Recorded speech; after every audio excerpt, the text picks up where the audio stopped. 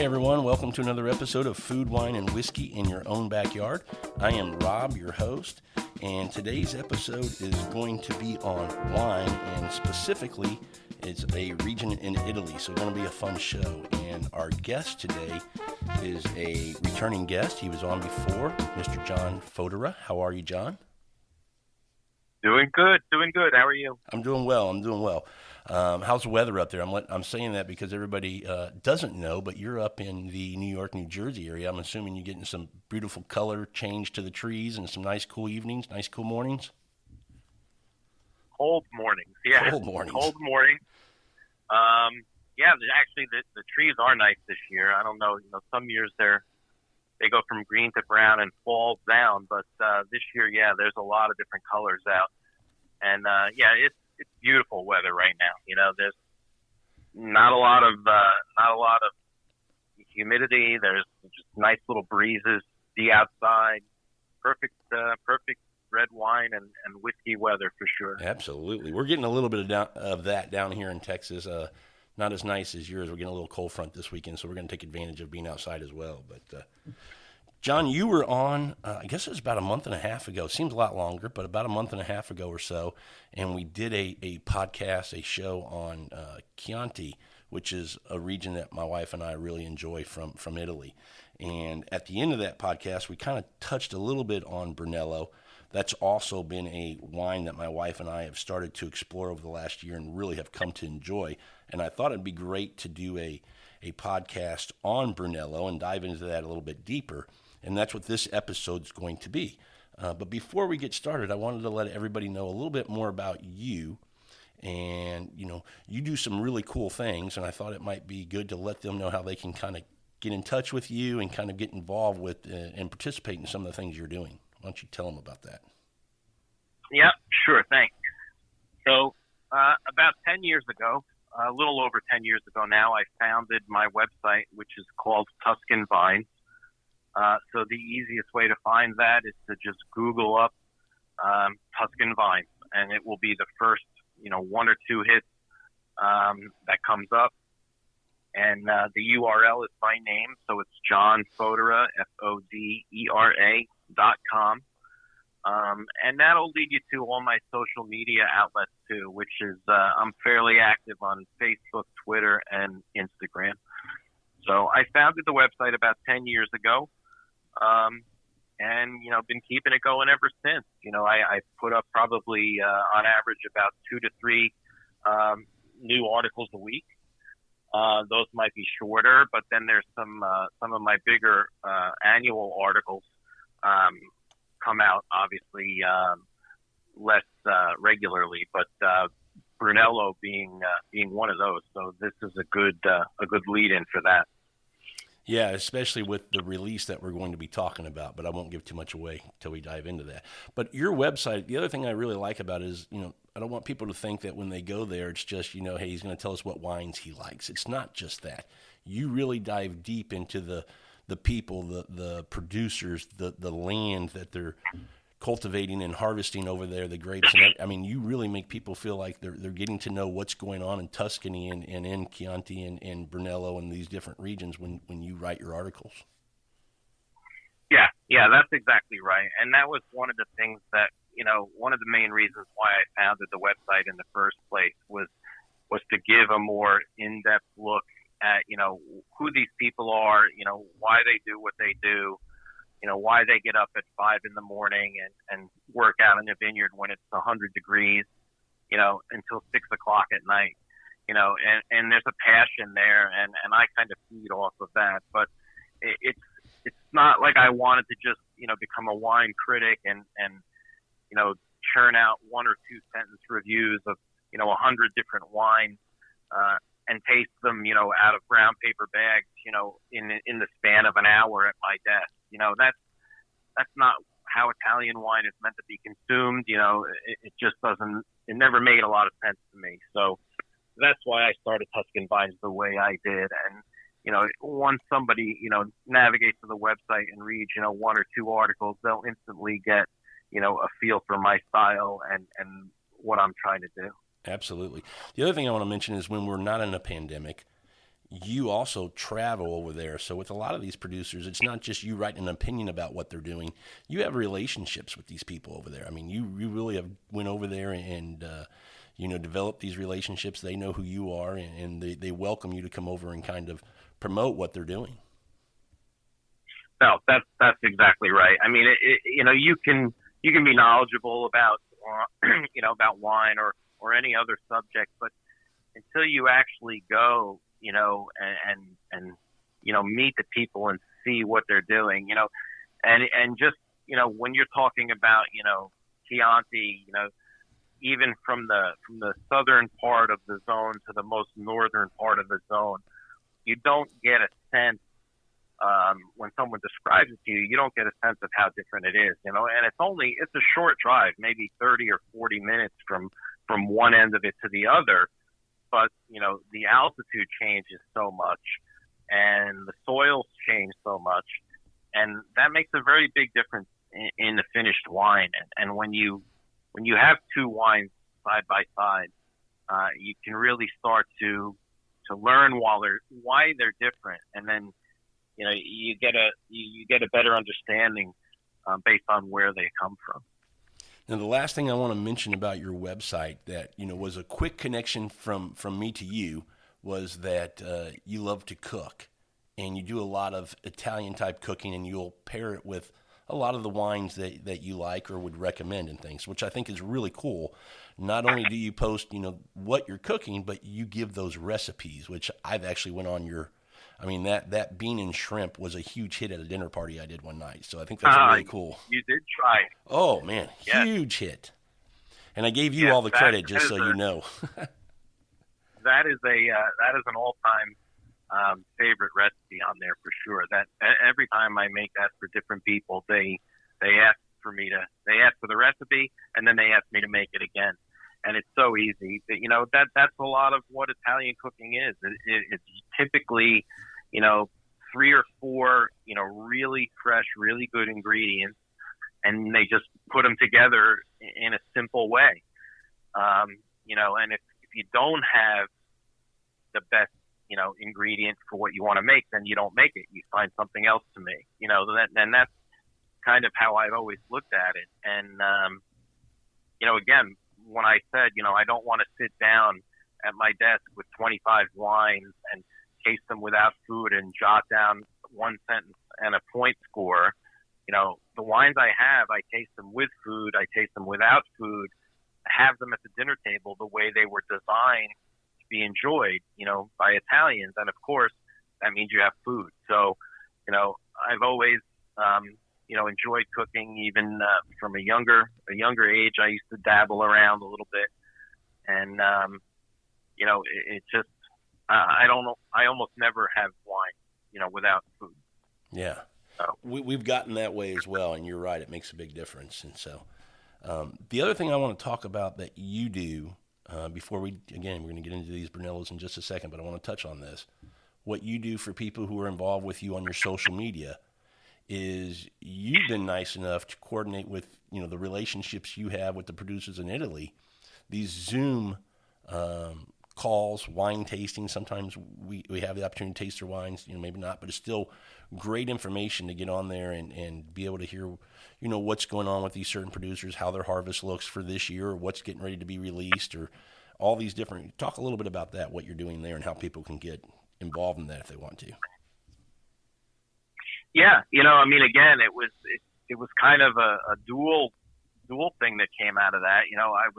I've always wanted to bring, my readers, more content than what you would get just by opening up a magazine and reading a quote or looking at a picture. So, it's something I kind of always had in the back of my mind. But then when the pandemic hit, it was like, this is just a complete, no-brainer, because, so many of my readers, myself included, were supposed to be in Italy this year. They obviously couldn't go. And likewise, Italy obviously was really badly hit. Well, the consequence of that was, these wineries were not selling their wine, to Italian restaurants, even to the Italian consumer.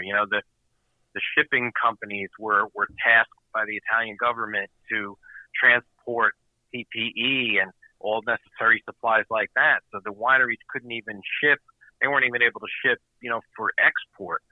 So a lot of them, it was kind of like my desire at first just to help them, and I was like, hey, do you want to have this call? Do you want to sell some wine? So I just started having these Zoom calls, and I brought on a couple of people that I knew would be willing to do it. And the first one or two was just, hey, this is the winemaker. What do you want to ask him? And, the call lasted about an hour and a half, and everybody, the feedback was great. And then, I said the second time I went to do one, I approached the winemaker and I said, look, do you have wine that you'd like to sell? Because, I think these people would really like to buy it. And, they're buying it straight from the producer. They're getting excellent provenance. And I've dealt with these producers, many times. I've purchased from them before. I know how they ship the wine. There's no risk there, So, I think we've done upwards of 20 or 25 of them now, and they've only slowed down really because of the harvest.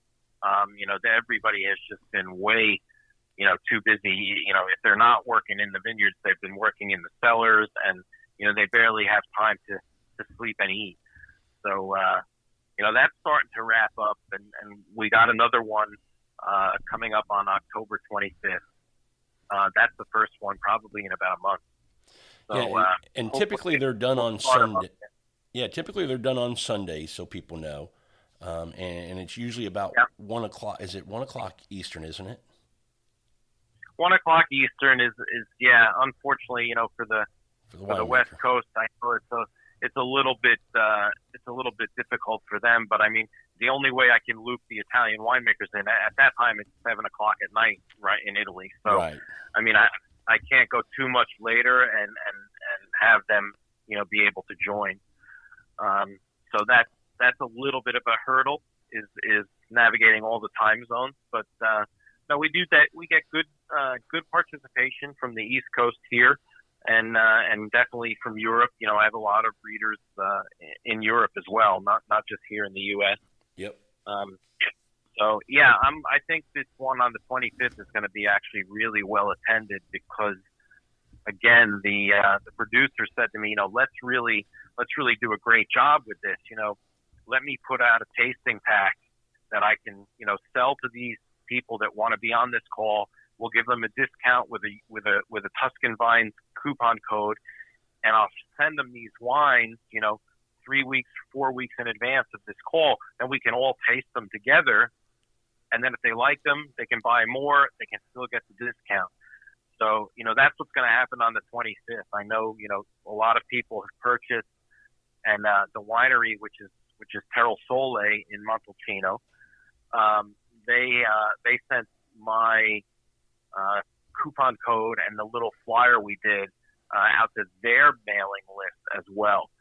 So I don't know if any of those people or none of those people were already knew who I was, but I think it's going to be a pretty robust call. Oh, it seems like I'm looking forward to that.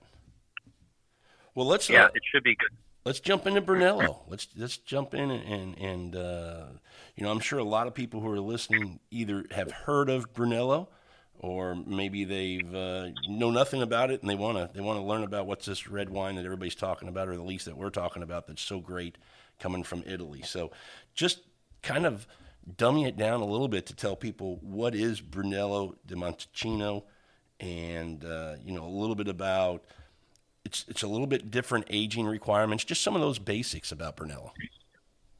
Yep, exactly. So the first thing that you want to know when you're talking about this wine, right, is what the grape is. A lot of people still get confused. They think Brunello is the grape that makes the wine. That really isn't the case. Brunello, it kind of means, loosely translated, it means like big brown one. And that's only because the actual berries of the clusters are a little bit larger than the regular Sangiovese grape, and the skin color can be a purplishly brown tint, very faint. But so Brunello, in order for the wine to be called Brunello, it has to be 100% Sangiovese. Now, the actual clone is called Sangiovese Grosso, and Grosso meaning fat in Italy, in Italian rather, and that's what, again, that refers to the size of the individual berry. Will be a little bit fatter, a little bit bigger than other clones of Sangiovese. So that's the first thing. The second thing is that, it's Brunello di Montalcino, right? So it's Brunello of Montalcino, Brunello of the town of Montalcino. So the only way a wine can be labeled Brunello, it has to be grown, picked, and cellared and bottled within the commune of Montalcino in Tuscany. So that is what you're getting when you buy a bottle. You're getting those things guaranteed, and the bottles have the neck labels on there that are issued and certified by the government, and that's what you're getting, basically a certification of origin. And there's two neck labels, right? There's a DOC and then a DOCG, but Brunello should always fall, tell me if I'm wrong, but always should fall in that DOCG category because of the requirements to be that, right? Aging and everything? That's correct. The Brunello is a DOCG. Yes. So what that means is, again, all it really means, and one thing I always stress when I talk to people is that it is never, whether it's a DOCG Brunello or for Chianti Classico or, Barolo, whatever wine we might be talking about that's a DOCG, there's no guarantee whatsoever of quality simply because it's DOCG. The quality, like anything else, is dependent upon what the producer wants to do. So now, most producers that have a DOCG wine are serious winemakers. So it's fair to assume that the quality in the bottle will be high, but that's not a guarantee. What you're guaranteed is that the wine comes from a specific place, in this case, Montalcino, that it's been aged for a certain number of years, in Brunello's case, 4 years, before being released to the market, and you're guaranteed that the grapes that are in the bottle are the approved grapes, and that they were grown, again, in Montalcino. So that's essentially it's 100% Sangiovese. Correct. And there's also, and I don't recall off the top of my head, but there's also minimum alcohol content that the wines need to be in order to qualify. Some other little there's details. Things like, yeah. Yep. So and those are all, oversight from the consortium. You mentioned something that made me go, what? Just real quick. You said 4 years minimum aging. I thought for Brunello it was 5, 2 years in oak barrels, and then 3 years in the bottle before they could release it. Is it 4? I'm sorry, did I say 4? 4 years, yeah. It's 5 years, right? No. Yes, it's 5. I didn't realize that. So it's no, that's not correct. It is 4 years. It's the fifth year. The wine can be released the 5th year after the harvest in January. So the harvest, for the current vintage on the market right now is 2015, but that was released in January. So by the time that wine was made, right, those grapes were picked in October of, let's say October of 15. So you've got 16, 17, 18, and 19 where it's basically aged. And then it's bottled. It's almost like a little game they play. It's 4 years and a few months or whatever you want to do, but it goes from 15 when they were harvested. Once you get into that 20 year, you don't have to wait until the end of the year. It can be the beginning of that year. No, and they start shipping, probably January 2nd or 3rd. They start shipping. Okay. One of the annual tasting of Benvenuto Brunello in New York City always takes place usually the 2nd or 3rd week in January. So the wines are usually, they're already over, for that tasting. At least the samples are already over here because that's always the first public tasting to the world, if you will, of the new Brunello vintage. So most of the time what you'll get is I would say, and this is very, very general, I would say most producers probably age their wine somewhere between 2.5, probably closer to 3 years in oak, and then a year in the bottle before the wine is ready to be released. Is that so long in oak because of the acidity and the big tannins that are in there that they're trying to kind of help balance that out with the oak? Yeah, I think it's definitely mostly the, not so much the acidity, but the tannins. And, they're also looking to,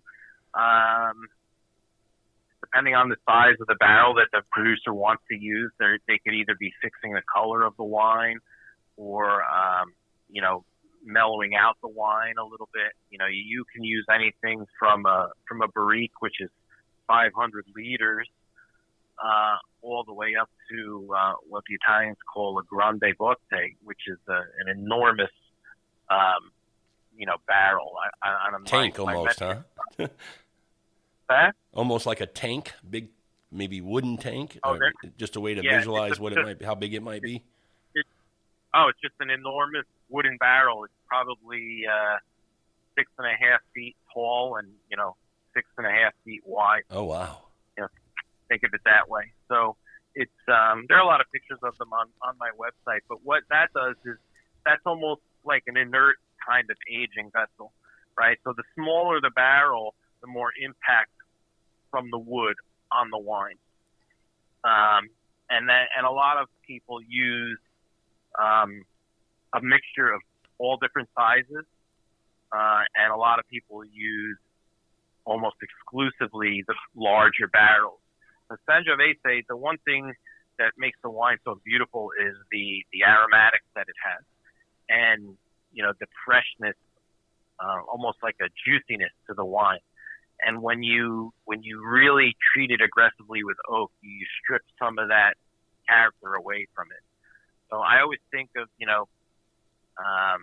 oak use in Brunello is kind of like a chef would season things with salt and pepper, right? Okay. You want just a little bit of it, and if you go overboard, that makes a major impact. So let's talk real quick about the flavor profile. When people who have had Brunello kind of might know, or Sangiovese, but those who haven't, what can they expect to get on a wine like this, the flavor profile? Yeah, definitely you're going to get your array of red fruit flavors, depending on how you perceive them. It can be anything from like a wild cherry or a dark cherry, almost like a sour cherry with that mouth-watering character that you get from that. And it can go into like a red or black plum. And that's like your primary flavors that you're definitely going to get.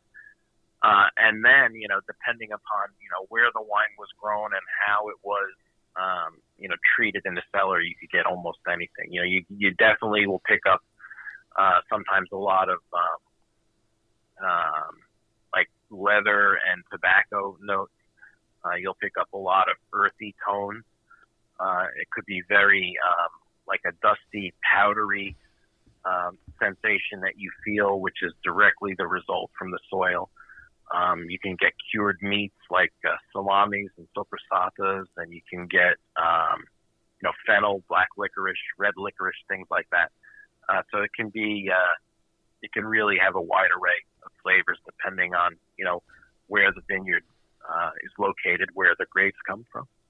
That's kind of cool. That makes it kind of fun that you can kind of get just a variety of different flavors based on where it's grown. That makes it, for me as a wine drinker, a little bit more fun to go, not just find one region that you like, but go explore some other areas, knowing that you might get something a little bit different. Makes it fun. Yeah, and if you put two Brunellos side by side, where you have one from the most southern part of the zone, where the altitude is only maybe 200 to 300 meters above sea level, and then you can get another Brunello from the most northern part of the zone, which is the highest, where you might have 600, 700, 800 feet above sea level. The difference in the wine will be stark. One can be, the higher grown one can be much more aromatic, much more feminine and elegant, and the one in the southern part of the zone be a lot beefier and brawnier with darker fruit flavors, more tannin. They're very different wines. So let me ask you this with Brunello. It's aged that, 4 years before it gets released. That when we think about most wine drinkers here in the States anyway, they think about Napa. And, Napas can be 2 years aged and people are drinking them, right? They're very approachable. These are aged that 4 to 5 years. Would you still recommend to people that they let it lay down for a little while? Or at that point, you say they're good to go to drink? I mean, obviously you can do both because the tannins are there. But do you have a recommendation? Do you lean one way? Well, let me back up one thing. You said when they age for 4 or 5 years. So when I said before that Brunello can be released the 5th January after the harvest, right? Right. So that's basically 4 years and a couple of weeks. Right. When you get to that 5th year, that is where Brunello Reserva would be released, right? Okay. So that's the law to label a wine a Reserva. Now, having said that, I mean, it really is dependent upon, the vintage quality for certain and the character of the vintage. And then it's definitely, involves the style of the winemaker. So, for example, when, if you walk into a wine shop now, you're liable to find, you might find some 2014 Brunellos sitting at retail, or maybe in restaurants if you can get into a restaurant. That vintage was very, very difficult for Brunello. The weather was not good. It was gray. It was cool. It rained a lot. The spring wasn't good.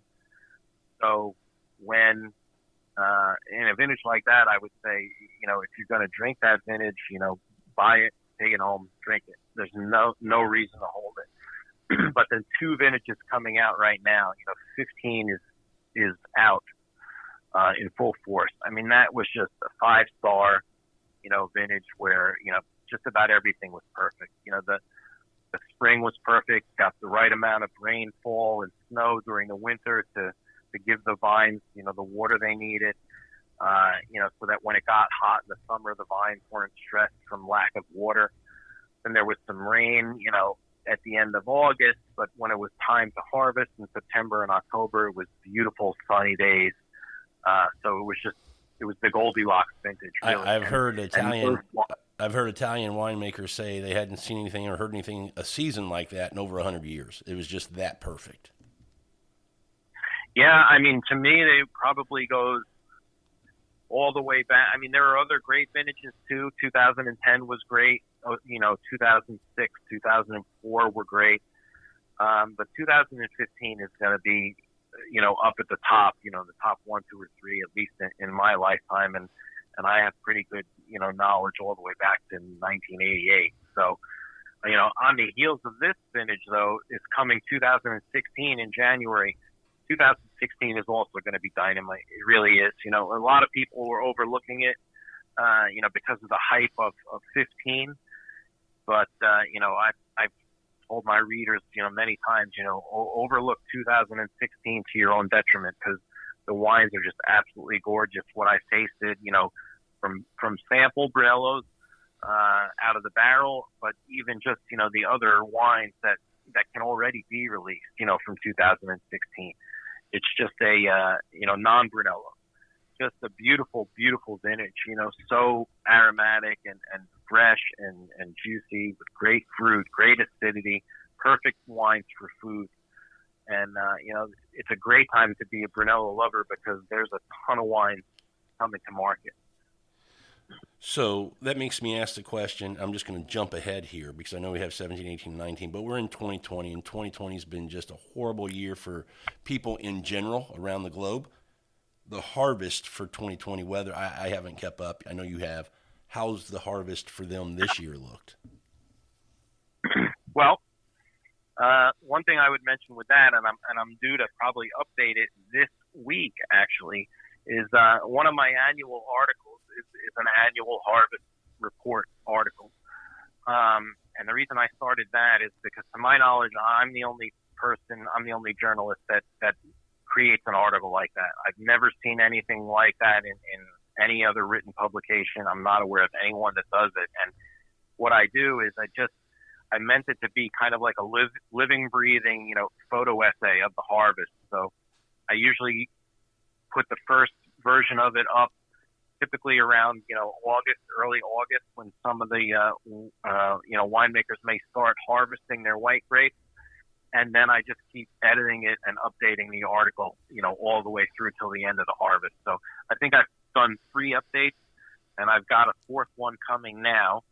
And I won't give anything away, but the last few discussions I've had with winemakers about 2020 is they're thrilled with the vintage, and to a man or to a woman, they all say the same thing. Maybe it's the one good thing that, can come out of this crazy, crazy year because they really have tremendous, tremendous quality in the fruit. The one caveat to it is the quantity was rather low.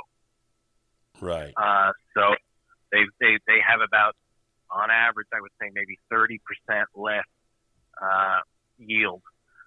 But I'll be kind of fine tuning that at some point this week too. But the quality is there, and I've heard that from producers in the Valle d'Aosta by Switzerland. I've heard it from Chianti producers. I've heard it from producers on the coast of Tuscany. I've heard it from Brunello, and even actually as far south as Lazio, around Rome. So, it did. Yeah, go ahead. No, I was just going to say it did get incredibly hot for a period of time, and that took its toll on some of the quantity, but the quality is there for sure. And Tuscany in general is this part of Tuscany anyway is a warmer type climate anyway, right? And Sangiovese grape likes a warmer climate. It's a little bit later in its ripening, isn't it? Well, I think what Sangiovese likes most, and this is where the altitudes of the vineyards come into play. What it likes most is a warm, sunny day and a cool night. So some of the best vineyards for Sangiovese have that daytime, nighttime swing in the temperature of, maybe 15 or 20 degrees. And what that does is it allows Sangiovese to keep its freshness and its aromatic profile. When Sangiovese gets too ripe, it gets too hot, too ripe, too fast. It kind of gets like the one thing I always say when I've had so many Sangioveses grown in California, and none of them have ever appealed to me. And I think the reason for that is it's just too darn hot out there for Sangiovese to ripen properly, so it gets overripe. And to me, they taste like, almost like a Zinfandel. They get that real jammy flavor profile. Yeah. And that's not what Sangiovese is like. So, but again, even in Brunello, which is, in southern Tuscany, it is a little bit warmer, as compared to Chianti or areas around Florence or Pisa. But, again, you can have a vineyard at 1,000 meters. I think, Il Palazzone's Le Due Forte vineyard, which is right in front of their winery, I think that's close to 1,000 meters above sea level. And if you drive down to, Frescobaldi or Coldorcia or Castello Banfi, they're only maybe 250 meters above sea level. So at that difference in altitude, Castello Banfi could be harvesting, Sangiovese Grosso grapes for Brunello, the second or third week in, October, or maybe the 4th week of September, let's say, and Il Palazzone may not harvest that high vineyard until the end of October. So there could be a 2 to 3 week swing. Oh, wow. And, if you get into a car, you're only talking about driving 20 minutes. It's not far. Yeah, and that's good for people to understand, because I think a lot of people who are into wine in America know that that's similar to Napa, from the bottom of the valley to the top of the valley, and it changes so much. So it's kind of that same idea. And that's exactly right. That's exactly right. If you you have vineyards, Cabernet vineyards on the valley floor in Rutherford, right, and you got Cabernet vineyards on the top of Spring Mountain, there's going to be, a 2-week spread there at least. Yeah. Especially, if they're, the Spring Mountain is above the fog line, so they can get the sun all day, and it just makes a big difference, And I was talking about this one time with to my wife, and she loves to garden, and we're always looking at things like that. And even the difference between, we have peonies planted in the front of the house and in the back of the house, and just the exposition of the sun. The ones in the front of the house will bloom and open two weeks ahead of the ones in the back, and that's just literally walking around the house. So you can imagine, how altitude and just a little bit difference in driving could impact something as, fickle as a grapevine. Yeah, and when you talk about altitude, it's just where that cool air comes in the evening and hits those grapes. And there's that line. There's always that line that from this point up, it's just so much better than this point down. Not that it's, below that isn't still good wine, but that's where you just hit that higher quality. Yeah, there's it's not that's one of the things I always try to dispel, because there are some, diehard traditionalists that, will only drink Brunello from, vineyards that are located around the center of the actual town, because that's the highest point. And, they think the producers that have spread out and gone down, in the lower altitudes, they're not making, quote unquote true Brunello. But I think that's a bunch of baloney.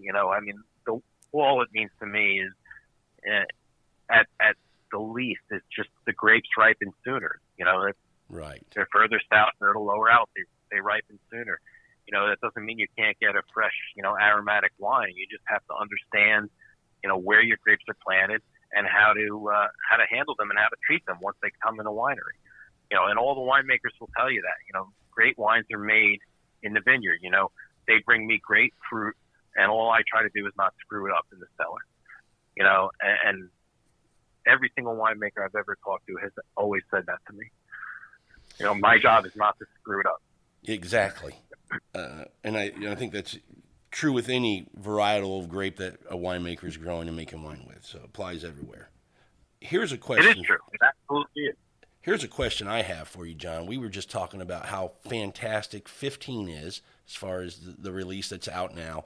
And I've picked up a couple, and you've been great. I know I've taken a couple pictures and texted it to you and said, hey, man, how about this one? What do you think? And you would say, yeah, great, pick it up, or whatever, and I appreciate that. But for everybody listening, do you have a resource on the website where – we talked earlier about DOCG doesn't guarantee quality. It should give you some sense that it was done right, and if they have that on the label, you should think there's some quality there. But do you have some favorites that they can go to your website and go, hey, look, if I'm going to get a 2015 and buy a few of these, John would be a great resource to know some producers that are really doing some good things over there? Right. You know what? I actually don't have any kind of list like that, although that's a very good suggestion. But what I would say is it's kind of still in the works, because if you go to my website, right now, right on the front page, it's only a few articles down, is the current article for my Brunello coverage, which is the 2015s, which is part 3. So what I do is, just to make it a little easier for the reader to digest, I put it out in pieces. So parts 1, 2, and 3 have already published. And like I said before, 3 is linked to 2 and 2 is linked to 1 with hyperlinks. So once you're reading in there, you can go through and click as much as you like. So each part that I publish has 10 wines reviewed. So there's already 30 data points out there, and right now I'm working on part 4 as we speak. So, anyone who wants to skim through there, they can really tell, what the producers are doing. And what I try to do, like I said before, is not just put down, a sentence and a half and then a point score. I do use point scores just to get that kind of quick barometer of where I think it is. But that's a snapshot in time, right? As right now when I taste it, that's what I think it is. What I would suggest that, my readers always do is read into the note that I wrote about the wine, because I always try to give a sense of style, how the wine is made and how I think it will, behave over its life, or whether I think it's best now and not best later. So it's definitely all in there. I think what I'm going to do, since 2015 is such a well-regarded and sought-after vintage, is maybe when I get all these parts published, I might offer up a PDF kind of summary of the whole thing, something that I can do that might be searchable and kind of aggregate everything into one. I think that'd be a great resource. Absolutely.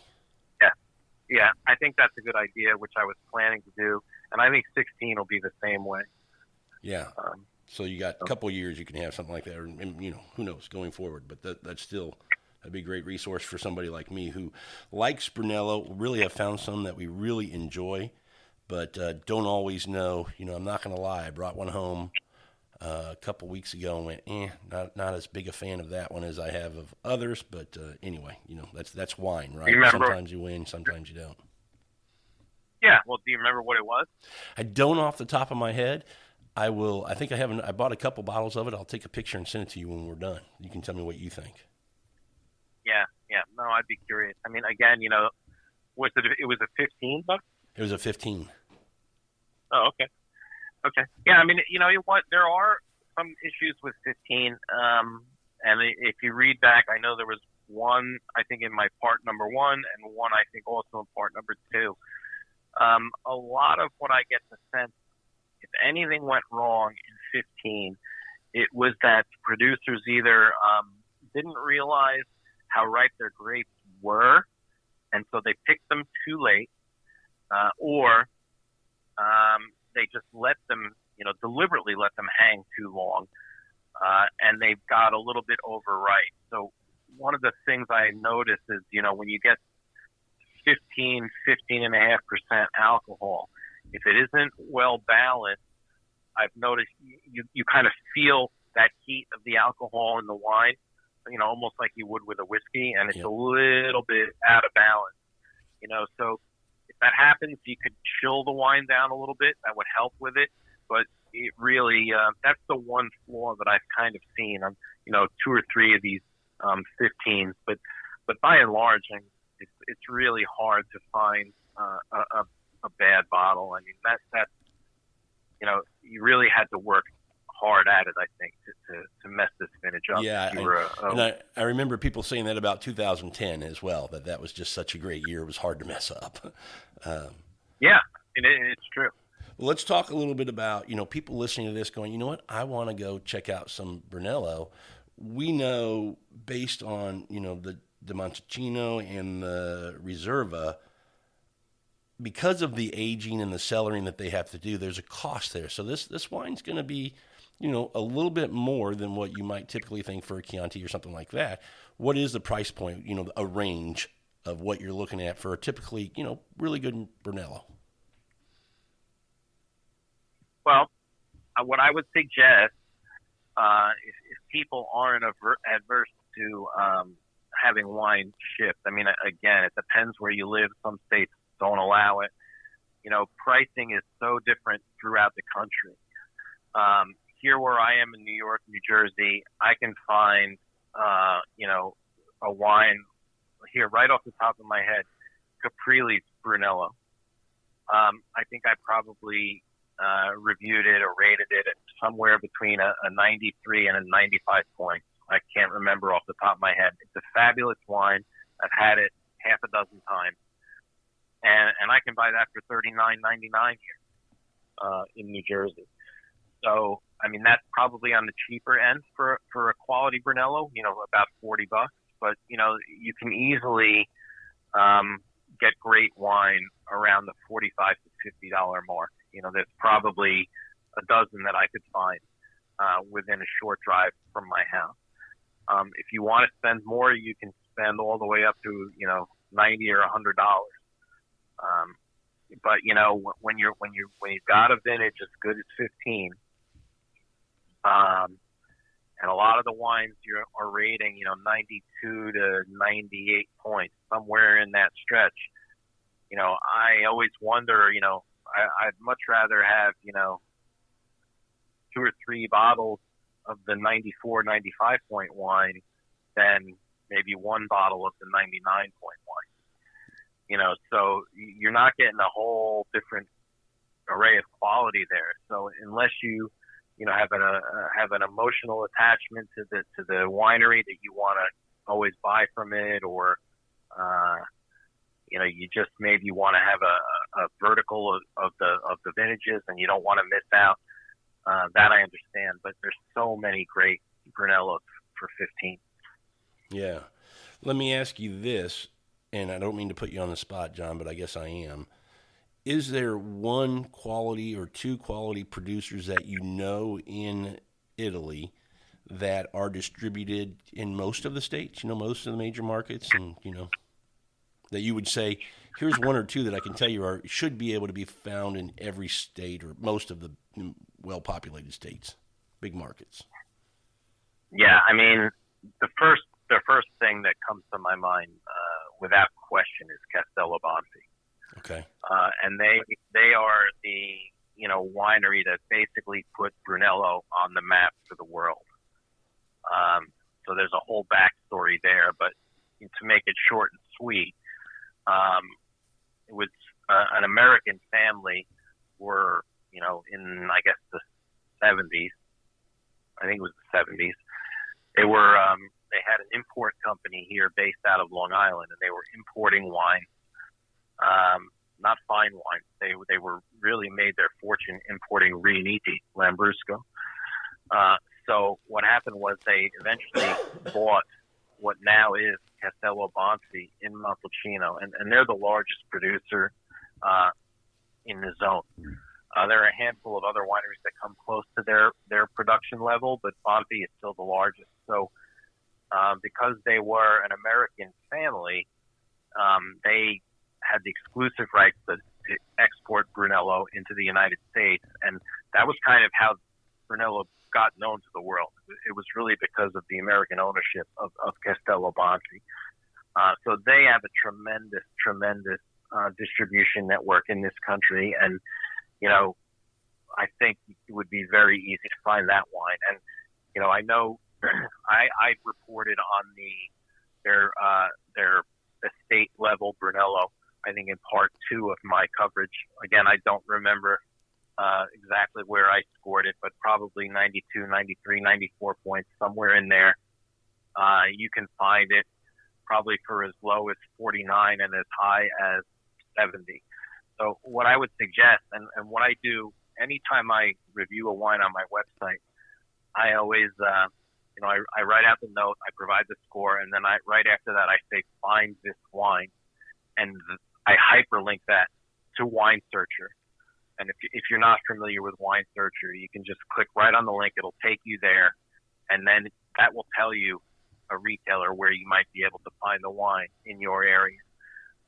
And that's important because, I don't really quote prices on my website because depending on where you are, it can vary so drastically. But Castello Bonfi would be one. I would say that Castelgiacondo, which is Fresco Baldi's property. Fresco Baldi is another enormous producer. So Castelgiacondo you can probably find fairly easy. Argiano is another one that could probably be found very, very easily. Those are the larger producers. Well, that's just a good starting point. Yeah, they're all quality producers. Let me ask you this. So let's talk about this real quick. So Brunello di Montalcino, obviously fantastic wine.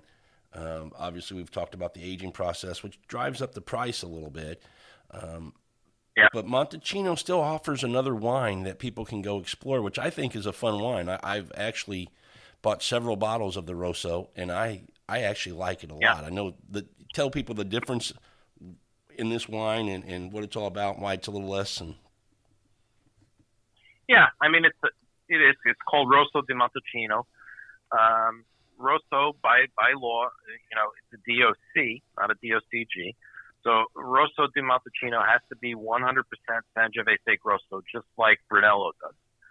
So, but the key difference here is it's not required to be aged as long. I think, boy, I'm testing my memory because I'm not 100% certain anymore. I think it only needs to be aged for 2 years. 1 maybe, year? No, 1 year in wood and 1 year in bottle, maybe. Oh, everything I read said 1 year, but maybe I might be wrong. You would know better than me. Well, yeah, my memory is failing me. So if you've recently read that, then you're probably correct. But I mean, the current vintage for that is well, I mean, definitely 17, but you might find an 18 laying around. I don't know if they're trickling out right now, but the key with Rossos for me has always been, because some producers produce a Rosso because they own vines that are not in the Brunello zone. So they couldn't even make Brunello from that if they wanted.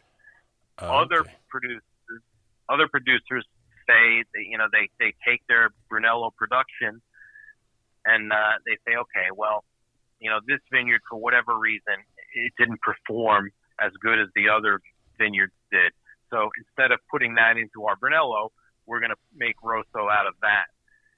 Sometimes you get a better Rosso that way. It's almost like a Brunello light, if you will, where if you have a producer who's making Rosso di Montalcino from vines that may not be within the zone, it may not be, qualitatively as high.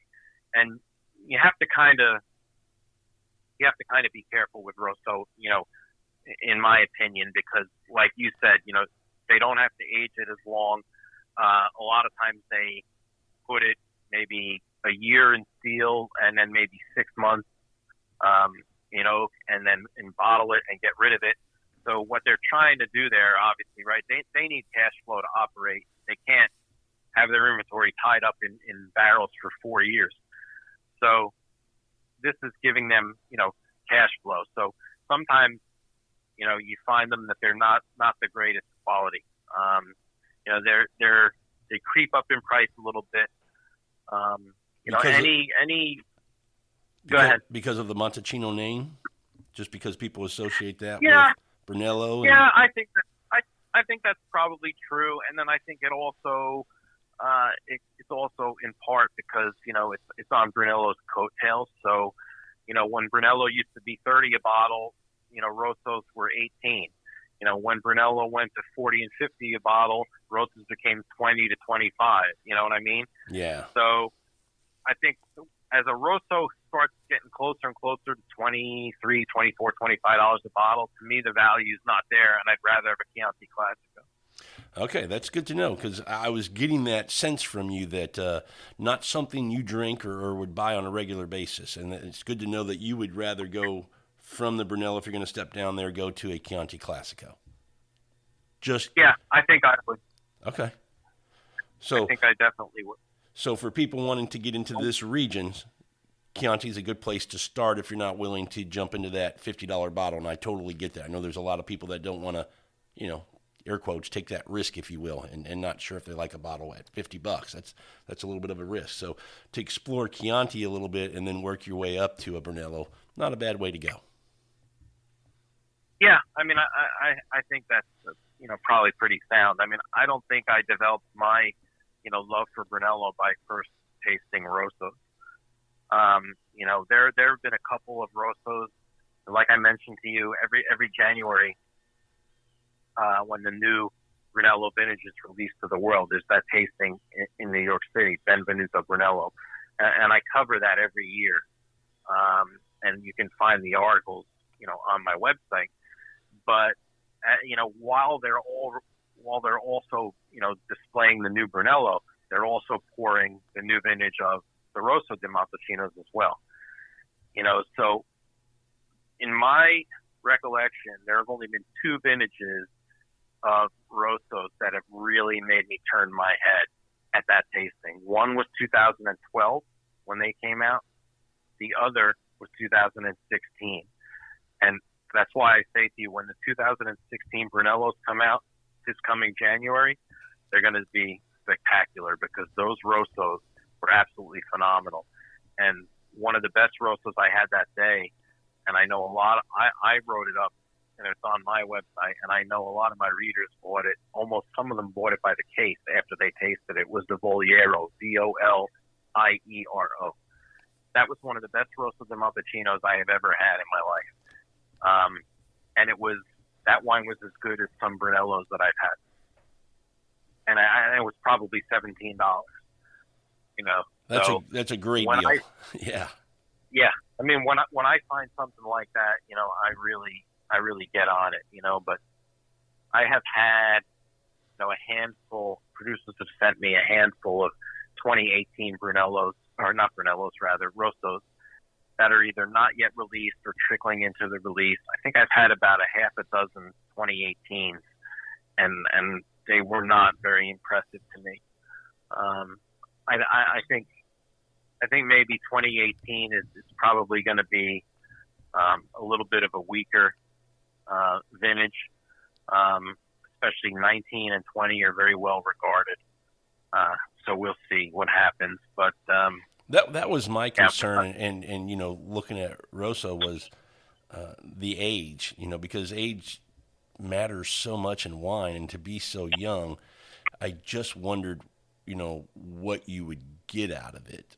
Is it less tannins? Is it less acidity? Is the fruit is it going to be more jammy? The fruit's just going to be the star? Of which? I'm sorry. Can you repeat that? Of Rosso?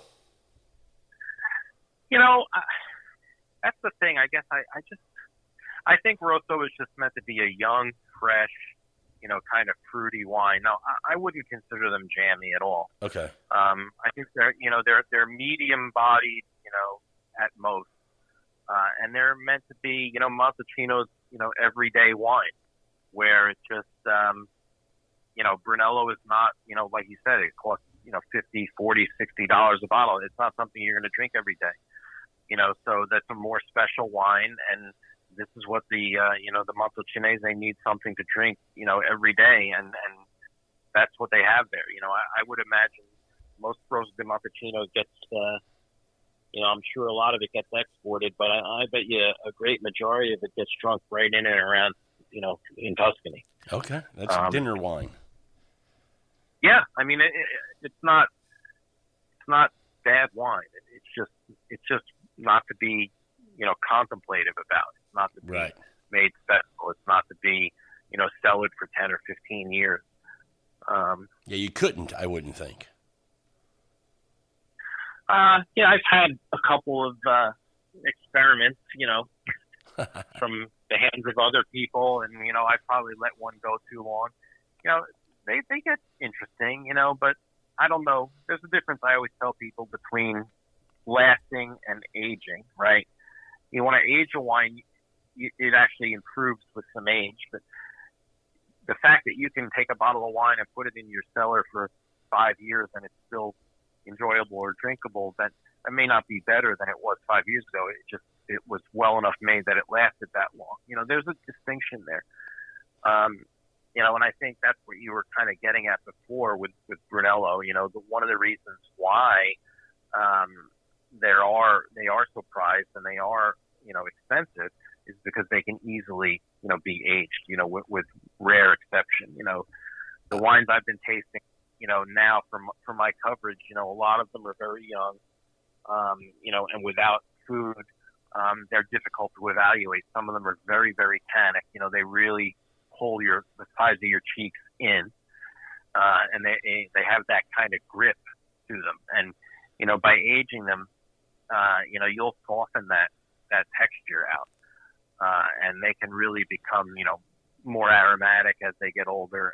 And with a year like 2015 and 2016, where the fruit is so good, you're not losing that fruit. That fruit's not fading, so you still have all that fruit. And then you start to develop those other, ancillary notes, in flavor, in texture, and even in aroma.